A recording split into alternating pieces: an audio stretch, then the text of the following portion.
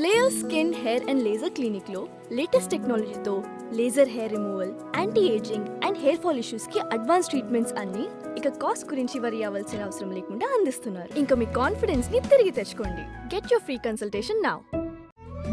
తెలుగు వారి #1 choice Telugu matrimony. Jagan team secret meeting place మార్పు. వివరాల్లోకి వెళ్ళినట్లయితే జగన్మోహన్ రెడ్డి గారి టీం అంటే గత ప్రభుత్వ హయాంలో కీలకమైన పోస్టులో ఉన్నటువంటి ఒక అధికారి, కోర్స్ రిటైర్ అయిపోయారు. సో ఆయన తాజాగా శుక్రవారం విజయవాడ వచ్చినప్పుడు అక్కడ ఒక సీక్రెట్ మీటింగ్ నిర్వహించారు. అది కూడా ప్రభుత్వంలోని కీలకమైన అధికారులతో అని చెప్పేసి ఒక బాంబు అయితే పేలింది. అది కూడా ఆంధ్రజ్యోతిలో వచ్చిన కథనం. సో ఒక దెబ్బకు అందరూ షాక్ అయ్యారు. ఏంటి, గత ప్రభుత్వ హయాంలో మాజీ అధికారి, పైగా ఒక ఐఏఎస్ అధికారి, అత్యంత కీలకమైన స్థానంలో ఉన్నటువంటి వ్యక్తి విజయవాడ వచ్చి ప్రస్తుతం అధికారంలో ఉన్నటువంటి పదవుల్లో ఉన్నటువంటి కీలకమైన అధికారులతో ఆయన సమావేశం నిర్వహించారు. ఎందుకు ఆ సీక్రెట్ మీటింగు, ఏమిటి ఆ ఎజెండా అంటే ప్రభుత్వానికి సంబంధించిన వ్యవహారం, అక్కడ లోపల ఉన్నటువంటి గుట్టులు అన్నీ కూడా తెలుసుకోవాలి అని ప్రయత్నం. ఎందుకంత కడుపుపురం అని అంటే ఏమో మరి. సో ఇది పెద్ద సెన్సేషనల్ న్యూస్ అయింది మొన్న ఫ్రైడే. సో ఇది ఎలా ఉంటే అసలు న్యూస్కి ఎలా వచ్చేసింది, మీడియా ముఖంగా మొత్తం బహిర్గతం అయిపోయింది అని చెప్పేసి ఇప్పుడు తాజాగా వాళ్ళకు నిర్ణయానికి వచ్చారట. అదేంటి అంటే మార్పు చేయాలి. అలా మనం ఇక విజయవాడ, తాడేపల్లి ఇక్కడ ఎక్కడ పెట్టినా ఇమ్మీడియట్గా పొగ్గుతుంది. కాబట్టి మనం ఒక కొత్త ప్లేస్ ఎత్తుక్కోవాలి. ఎక్కడ ఆ ప్లేస్ ఏంటి అంటే భాగ్యనగరం, హైదరాబాద్లో పెట్టేద్దాం మకాం. సో హైదరాబాద్లో ఎక్కడ పెట్టాలి అని అంటే మరలా పాత ప్లేసే. ఇక్కడ ఇంకోటి ఉంది. అదేమిటి అంటే మాదాపూర్. అది మాదాపూర్లోనే ఎందుకు పెట్టారు అని అంటే అది కూడా చెప్తా మీకు. సో ఇక్కడ కొన్ని కీలకమైన అంశాలు ఉన్నాయి. ఈ మాదాపూర్లో మామూలుగా కూటమి ప్రభుత్వం అధికారంలోకి రాగానే, ఇప్పుడు నేను మాదాపూర్ అని ఏదైతే చెప్తున్నాను, అక్కడ ఒక రహస్య సమావేశం జరిగింది అప్పట్లోనే. ఇది కూటమి ప్రభుత్వ అధికారులకు రాగా 2024లో. సో దాని తర్వాత ఇటీవల పెద్దగా జరగల. అయితే మొన్న అక్కడ జరిగింది. సో ఈ నేపథ్యంలోనే ఇలా కాదు, మొత్తం మీడియా ముఖంగా తెలిసిపోతుందని చెప్పేసి అనుకున్నారేమో. కానీ ఇప్పుడు హైదరాబాద్కి మకాం మార్చేయాలి. హైదరాబాద్ మకాం మార్చేస్తే మరలా మాదాపూర్లో ఎందుకు పెట్టాలి? మాదాపూర్లో ఎవరిది ఆ బిల్డింగ్ ఏంటి అంటే ఇప్పుడు తెలంగాణ ప్రభుత్వంలో ఉన్నటువంటి ఒక ఐపీఎస్ అధికారి, ఆయన కూడా కీలకమైన పోస్టులోనే ఉన్నారు. పైగా ఈయనకంతా అత్యుత్సాహం ఏంటి, ఈయన ఎందుకు పెడుతున్నాడు అక్కడ, వాళ్ళకి ఆ షెల్టర్ ఎందుకు ఇస్తున్నారు అని చెప్పేసి అంటే ఏదైతే ఇప్పుడు గత ప్రభుత్వంలో ఒక కీలకమైన పోస్టులో ఆంధ్రప్రదేశ్లో చేసినటువంటి అధికారి, ఇప్పుడు ఇక్కడ ఉన్నటువంటి తెలంగాణలో ఉన్నటువంటి ఐపీఎస్ అధికారి, వీళ్ళిద్దరూ కూడా బంధువులేనట. పైగా ఈ ఐపీఎస్ అధికారి ఎవరైతే తెలంగాణలో విధులు నిర్వహిస్తూ ఉన్నారో ఈయన ఉమ్మడి ఆంధ్రప్రదేశ్లో ఉన్నప్పుడు రాయలసీమలో చేశారట జాబ్. సో పైగా ఆయనకి చంద్రబాబు నాయుడు గారు అంటే అసలు గిట్టదు. సో ఆటోమేటిక్గా జగన్మోహన్ రెడ్డి అంటే మంచి అభిమానం ఉంటుంది కాక, ఆయన గిట్టదు కాబట్టి ఈయన ఆటోమేటిక్గా అభిమానం. పైగా అదే సామాజిక వర్గం. సో ఈ తరహాలో ఇక్కడ మొత్తం కలిసి రావటం. సో ఇక ఇక్కడ నుంచి మీరు ఇక్కడే పెట్టేసుకోండి అని చెప్పేసి మాదాపూర్లో తనకు సంబంధించిన దాంట్లోనే ఈ యొక్క కార్యకలాపాలు నిర్వహించుకునేదానికి ప్లాన్ చేసేసారట. అయితే ఇక్కడ అసలు కీలకమైన అంశం ఏంటి అంటే ఏమిటి అంత సీక్రెట్ మీటింగ్, ఏం జరుగుతుంది, దేని గురించి వీళ్ళింత చర్చలు, అంత గూడుపుటాన్ని చేయవలసినంత అవసరం ఏంటి? ఇప్పుడు చంద్రబాబు నాయుడు 19-24 మధ్యలో ప్రతిపక్ష నాయకుడు. ఆయనకి సంబంధించిన అధికారులు కానీ, ఆయనకి సంబంధించిన టీం కానీ అసలు ఎక్కడెక్కడ ఏంటి, ఏం చేస్తున్నారు, రహస్య మంతనాలు ఏమైనా చేశారా? అవేం జరగలేదే.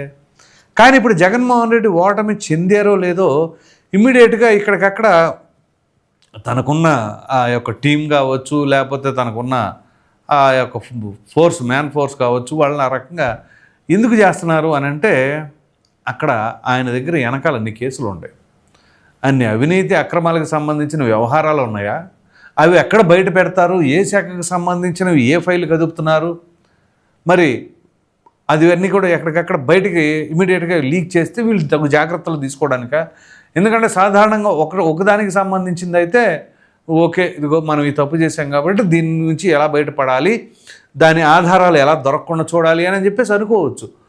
ఒరే, ప్రతి శాఖలోనూ ఇదే పరిస్థితి ఉండే, ప్రతి దాంట్లో కూడా ఇదే పరిస్థితి ఉండే, ఇంకా ఎట్లా ఏది తీసుకున్నా అదే పరిస్థితి కదా. మీరు రెవెన్యూ తీసుకోండి, భూముల పంచాయతీ, హౌసింగ్ డిపార్ట్మెంట్ గృహ నిర్మాణాల శాఖ తీసుకోండి, అది పంచాయతీయే.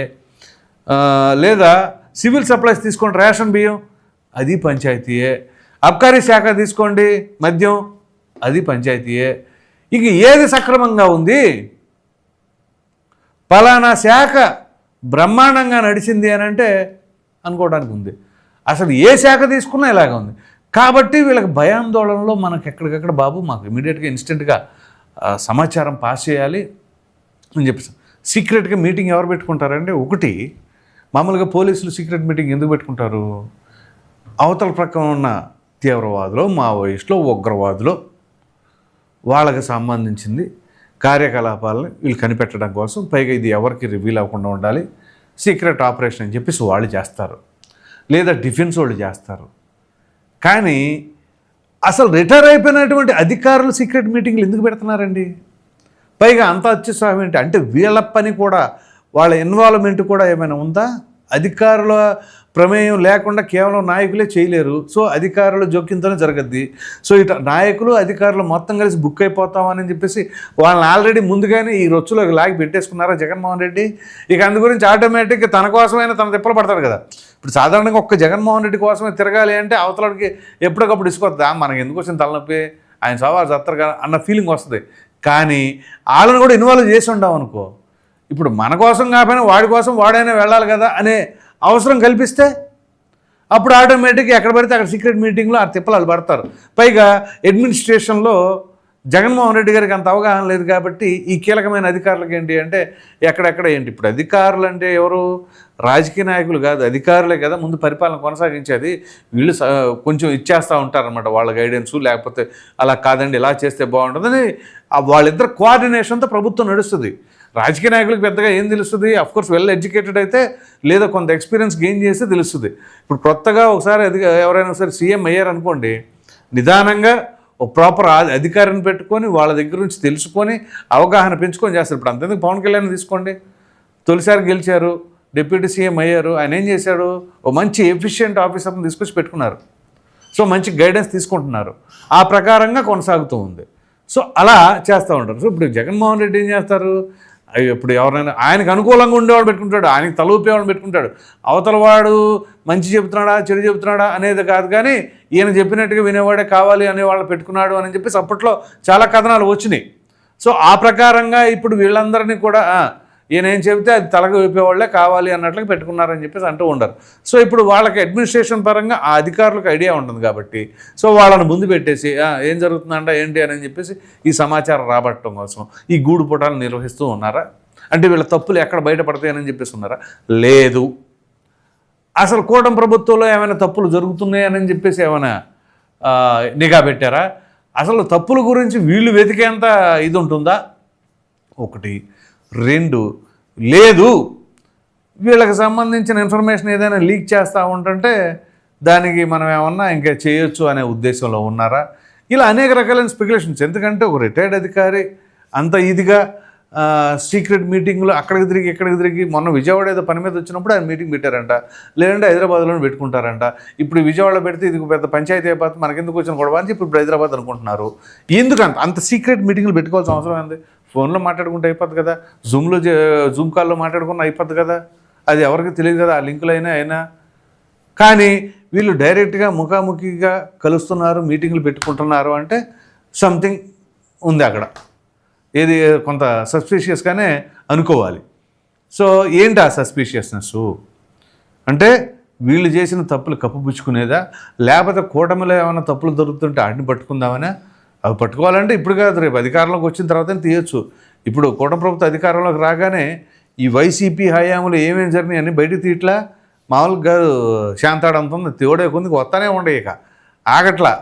అందుగురించే వీళ్ళు తల్లబట్టుకుంటున్నారు. ఇప్పుడు ఏ శాఖకు సంబంధించింది తీసినా కానీ తేనెతెట్టలాగా ఎంత ఉంటే ఈ ఎంతవరకు అని చేస్తారు. వీళ్ళకి ఉన్న ఫోర్స్ ఎంత, ఏం చేస్తారు? ఓ పక్కన రాజధాని నిర్మించుకుంటామా, పోలవరం పూర్తి చేస్తామా, వెలిగొండను ప్రారంభిస్తామా, ఇవన్నీ ప్రక్కన పెట్టి వీళ్ళ అవినీతికి సంబంధించిన అంశం చూస్తామా అని అంటే పోనీ ఆ సిబిఐ కన్నా ఇద్దామంటే అది దశాబ్దాల తరబడి జరుగుతుంది, అది ఎంతసేపటికి అవ్వదు. సో ఈ తరహాలో ఇప్పుడు మరి వీళ్ళు సీక్రెట్ మీటింగ్లు పెట్టి ఏం చేద్దాం అనుకుంటున్నారు? ప్రభుత్వానికి ఏమైనా ఇబ్బంది కలిగేలాగా యాక్షన్లు తీసుకుందాం అనుకుంటున్నారా? లేదా ప్రభుత్వం తప్పులు తెలుసుకుందాం అనుకుంటున్నారా? లేదా వీళ్ళు చేసిన తప్పులు కప్పిపుచ్చుకునే ప్రయత్నంలో భాగంగా ఈ మీటింగులు నిర్వహించుకుంటున్నారా? ఏమై ఉంటుంది? సో ఈ రహస్య మీటింగులు అయితే మాత్రం మరి దేని గురించి చర్చించుకుంటున్నారో తెలియదు, కానీ జగన్మోహన్ రెడ్డి గారి వ్యూహాలకైతే మాత్రం నిజంగా హ్యాట్స్ ఆఫ్ చెప్పొచ్చు. ఎందుకంటే ఇంత నెట్వర్కా, కనీసం ప్రతిపక్ష నాయకుడు హోదా కూడా లేకపోయినా ఈ నెట్వర్క్లు ఇవంతా కూడా చూడండి, ఈ బ్యాక్ ఎండ్లో వర్క్లు ఇక్కడే కాదు ఢిల్లీలో కూడా ఆ రకంగా చేసుకోవడం ప్రతి అంశం పైన. మరి ఒక ముఖ్యమంత్రిగా ఉన్న సిసోడియాని అరెస్ట్ చేయగలిగారు, కానీ కనీసం ప్రతిపక్ష నాయకుడు హోదా లేని మాజీ సీఎంను మాత్రం టచ్ చేయలేకపోతుంది అన్ని కేసులు ఉండగానే. అది ఆయన నెట్వర్క్. ఆ విషయంలో మాత్రం నిజంగా జగన్మోహన్ రెడ్డి గారికి తిరగలేదని చెప్పుకోవాలి. సో మొత్తం మీద చెప్పుకోవాల్సి వస్తే ఇవాళ ఒకప్పుడు అత్యంత కీలకమైన స్థానంలో ఉన్నటువంటి ఐవీఎస్ అధికారులు కూడా ఇవాళ ఎక్కడికక్కడ సీక్రెట్ మీటింగులు జగన్మోహన్ రెడ్డి గారి కోసం పెడుతున్నారు అని అంటే ఇక అది దేని గురించి అయ్యి ఉంటుంది? ఎవరి తప్పులు కవర్ చేసుకోవడానికి, లేకపోతే ఎవరి తప్పులను పట్టుకోవడానికి అనుకుంటున్నారా, లేకపోతే ఆ తప్పులను తప్పించుకునే ప్రయత్నం అనుకుంటున్నారా? మీ అభిప్రాయం ఏంటి అనేది కామెంట్లో తప్పకుండా తెలియచేయండి. Thank you.